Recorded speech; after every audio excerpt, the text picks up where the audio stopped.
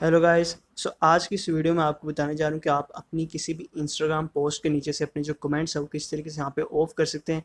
अगर आप किसी भी पोस्ट के यहाँ पे कमेंट्स को जो है ऑफ करना चाह रहे हैं तो गाइस उसका तरीका बहुत ही सिंपल है। आपको सबसे पहले अपने इंस्टाग्राम अकाउंट पे आना और यहाँ पे आपको सबसे नीचे आपकी प्रोफाइल का जो ऑप्शन मिलता है आपको यहाँ पे आना है।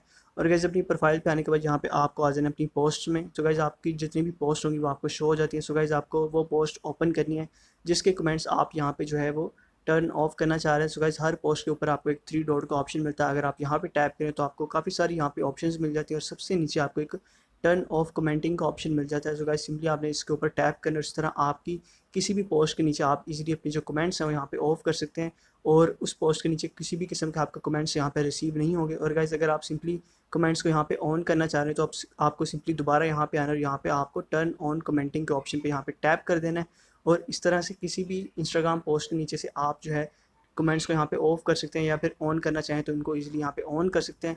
और ये बहुत ही सिंपल तरीका है जिससे आप इजीली किसी भी पोस्ट के कमेंट्स वगैरह यहाँ पे इजीली हाइड कर सकते हैं।